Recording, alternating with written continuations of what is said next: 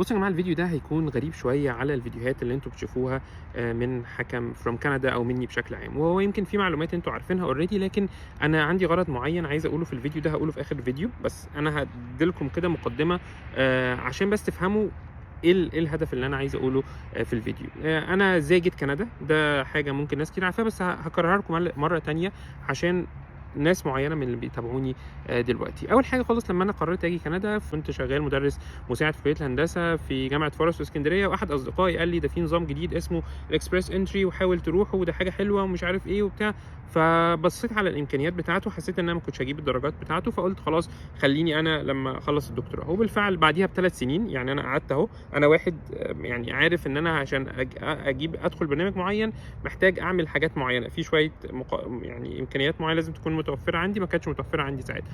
فاستنيت ال3 سنين، مش قاعد موقف حياتي عشان اسافر كندا. انا خلصت الدكتوراه وكنت متجوز وعملت حاجات كتير في حياتي وعملت شويه حاجات، وبعدين بعد 2015 ما خلصت بدات ان انا اروح اشوف ايه الموضوع.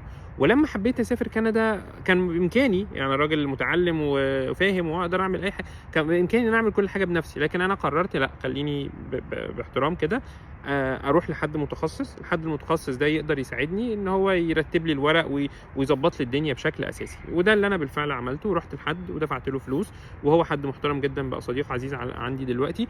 وبالفعل الراجل ده حتى في الاول قاعد يقول لي ما تدفعش دلوقتي فلوس غير لما تخلص الايلتس ومش عارف ايه. قلت له لا، انا واثق. طبعا انا حكيت القصه دي قبل كده، ودخلت امتحان 4 مرات لحد ما جبت الدرجه. فيعني برضو ايه، كان في شويه معاناه خلال الوقت ده. هل وقفت حياتي؟ لا، ما وقفتش حياتي الحمد لله. من اول 2016 بدانا نفتح مكتب بتاع بيم كونسلتيشنز، يعني زي بيم اورينتد بروجكت مانجمنت سيرفيسز، موجود والحمد لله، وربنا كرمنا منه وبقى يجي لنا شغل كتير والدنيا مشت والامور مستقره. وعلى الجانب الاخر حياتي ما هياش واقفه عشان كندا، انا مكمل كل حاجه. وفي نقطه بس مهمه تانية، طبعا اهلي ربنا يبارك لهم يا رب، يعني اكرموني اخر كرم، بس في حاجات اللي ليها علاقه بالعمل وبالمكتب وبالبزنس وحاجات زي كده. والدي ربنا يكرمه استاذ في كليه الهندسه وكل حاجه، لكن ما لم يتدخل في اي شيء. يعني الراجل اكتر من دعم نفسي وتوجيه، يعني انا الحمد لله ربنا بفضل ربنا ومجهود، ويعني ما فيش حاجه مثلا ما حدش جاب لي كلاينتس، ما حدش جاب لي مش عارف، الحمد لله الدنيا مشت بشكل كويس لحد ما المكتب بقى الحمد لله يعتبر من احسن المكاتب بتاعه البي اي ام، او يعني كان هو يمكن هو اول مكتب بي اي ام اصلا، بس الحمد لله دلوقتي من احسن المكاتب الموجوده. فالدنيا ماشيه الحمد لله كويس بمجهود بفضل ربنا وبفضل اجتهاد الواحد والاصدقاء بتوعه بشكل او باخر. المهم خلال الوقت ده كنت خلاص جبت الدرجه زي ما بقول لكم بتاعه الايلتس، وخلاص جاهز ان انا اقدم في البول. وبالفعل قدمت الحمد لله، كنت جايب ساعتها 472 وخلاص. وانا وولادي كلنا خلاص اتقبلنا وقدمنا وجالنا الكونفirmation اوف بيرمننت ريزيدنسي وخلاص وجاهزين ان احنا نسافر. وبالفعل لما جيت لما خلاص قررت السفر، كان عندي ساعتها كنت اتعينت في كليه الهندسه جامعه طنطا، والامور بتاعتي سوبر ستيبل. مكتب هنا الحمد لله شغال كويس جدا، ودكتور في جامعه حكوميه بالنسبه لنا، يعني بتبقى حاجه الطف شويه في مجال التدريس وحاجات زي كده، والامور ايه مفيش احسن من كده. لكن برضو لاسباب شخصيه او لاسباب مش شخصيه، لطموح او اقدر اقولها بحثا عن حاجه من سعاده او حاجه، قررت ان انا لا، طب انا محتاج اسافر كندا. لو انا دلوقتي في نفس المكان كنت هعمل ولا لا؟ كنت هسافر كندا، لكن في حاجات كتير هتختلف. لكن انت مفيش حاجه اسمها لو، انا الظروف هي اللي انت بتتحط فيها لاول مره للاسف الشديد. فالمهم قررت واخدت قرار، وبالفعل اخدت اجازه من الجامعه بتاعتي والشركاء بتوعي كلمتهم، وكنت المفروض هرجع تاني، لكن بعد خلال كام شهر كده الامور اختلفت، فرجعت ظبطت اموري تاني بحيث ان انا قاعد مستقر في البلد دي. خلال اول شهرين ليا طبعا كنت بسمع من ناس كتير، ودي نصيحه لكل الناس اللي بتتابعني، فكره ان انت بتسمع لناس كتير.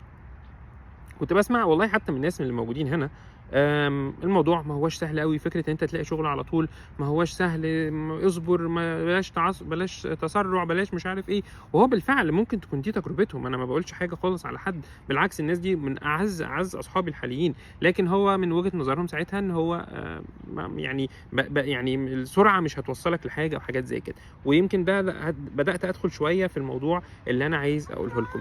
فالحمد لله ربنا كرمني في خلال أول شهرين، كنت لقيت شغلانة في مكان ممتاز جدًا في شركة من أكبر الشركات اللي موجودة في كندا في مجال الكونستراكشن، والدنيا شغالة بشكل كويس. واحدة واحدة قعدت أتنطط منها لمكان تاني. وخلال أول سنة ليا في كندا كنت باعمل حاجة برضه اسمها PNG، يعني أنا بدأت شغل في شهر 12، والخلال وعندي سنه ان انا اعمل البي انج بتاعتي.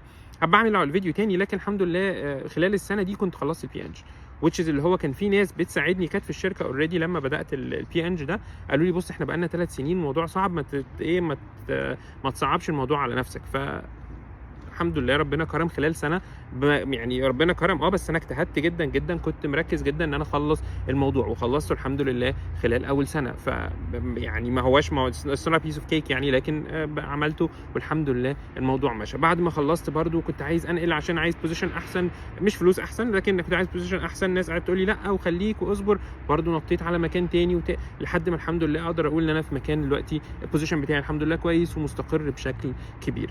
خلال الوقت ده برده قدرت اعمل حاجه اسمها اكاديمي، which is اللي هي حاجه بتساعد الطلاب الدوليين، لان انا لما طبعا انتوا عارفين في النص كنت بعمل حكم فروم كندا اللي انا بكلمكم من عليها دلوقتي، لكن اكتشفت فكره ان الدراسه يعني بدرجات الهجره العاليه والبرامج المختلفه اللي هي بقت الريكويرمنتس بتاعتها عاليه جدا، هي الدراسه كانت احسن حاجه بالنسبه للناس. فعملت حاجه اسمها اكاديمي، وهي مؤسسه بتساعد الطلاب اللي عايزين يجوا كندا، والحمد لله يعني كمان يعني بسبب اكاديمي دي انا كنت اوريدي بدات ادرس برده في جامعه، لكن بسبب الضغط بتاع اكاديمي السايد بزنس بتاعي اللي هو الحمد لله بيكبر بشكل كويس، فقررت ان انا اوقف حتى تدريس في الجامعه. فيعني الحمد لله شغال في شغلانه كويسه وبدرس في الجامعه وقفتها، وعندي بيزنس الحمد لله ماشي الحال.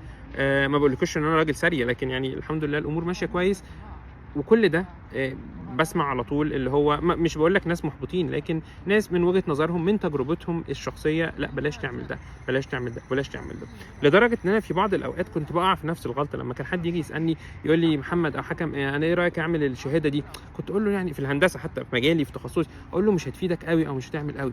بس بعدين اكتشفت هو انا لما كنت بقول للناس ان انا هعمل البي انج كانت ناس كتير بتقول لي مش هتفيدك قوي، حتى من المهندسين اللي هم صحابي. فبالتالي اكتشفت حاجة، انت ما تحكمش على الناس واهدافهم وطموحاتهم غير لو انت في الموضوع. يعني انت لو عملت البي ان جي دي وما جابتلكش شغل او ما كانتش مفيده قول للناس انما انت واحد بيسالك على سيرتيفيكت ثانيه ما تقول له عليها لا طبعا ما ينفعش.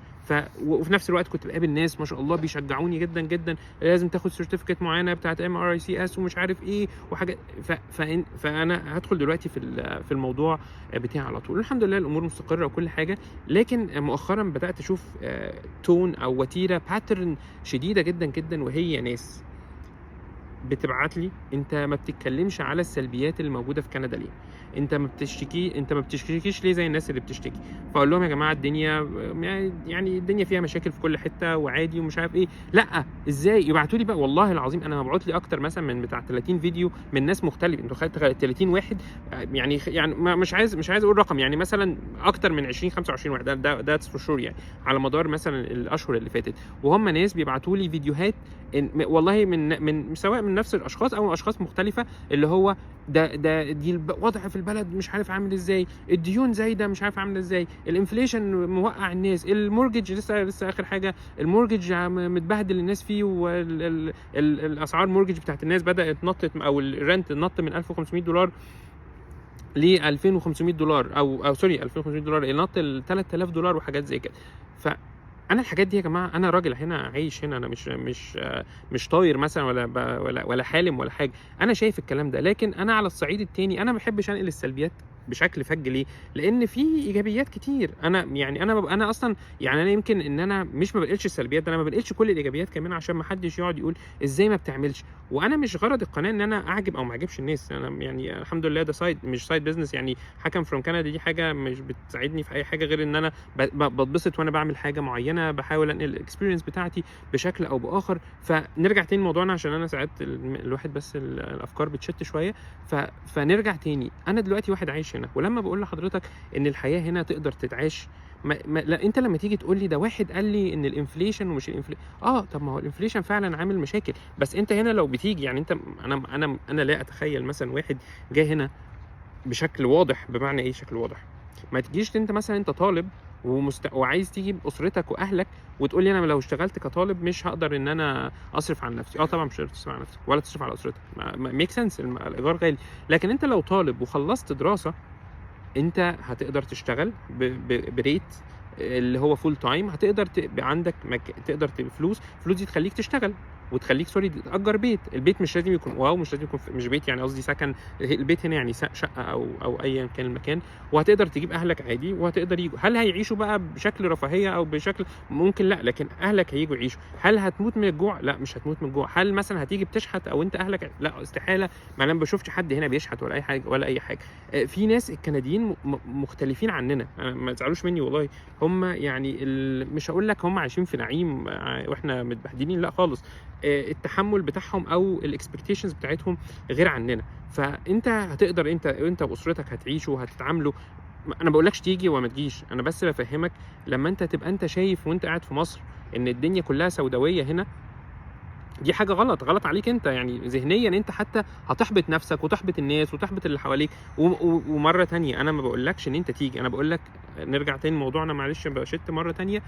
أنا واحد عايش هنا وباقول لك إن أنت الحياة دوبل، تقدر لو أنت عايز تعيش هتعيش، لكن ما هياش أحسن حاجة، اختلفت عن زمان وكل والكلام ده ما حدش يقدر ينكره. وأنا مش أنا يعني مش صاحب مصلحة إن أنت تيجي كندا ولا أي حاجة، لكن خلّيك منطقي. خلّيك منطقي في إيه؟ إن أنت تبقى عارف إن أنت ما فيش حاجة هتلاقي الجنة. الجنة ما فيش جنة على الأرض هنا، يعني ما فيش يعني لا أنت هنا لا بلدك جنة ولا هنا جنة ولا أي حاجة. كل حاجة فيها التحديات، لكن يمكن هنا مش دفاعًا عن كندا، لكن يمكن بس هنا في ميزة إن أنت بمرتب أي مرتب هتقدر تعيش. دي حاجة أنا أقدر أقول لك عليها، لإن أنت لمّا مرتبك بيكون قليل بتاخد إعانات من الحكومة بشكل كبير، فبتاخد مش عارف إيه، فالدنيا بتمشي ما هياش يعني إيه أسوأ حاجة. بس ده يمكن بس كنت حابب أقول لكم الموضوع ده كله. فباختصار أنا عِشت تجربة باحب أنقل الحاجة الإيجابية فيها. أنا ما اتعرضتش الحمد لله لحد الآن لحاجات سلبية بفضل ربنا. وعندي والله ناس هنا أعرفهم نفس وضعي بالضبط، بس أنا بقيت باخاف إن أنا أعمل معاهم انترفيوهات ولا أي حاجة.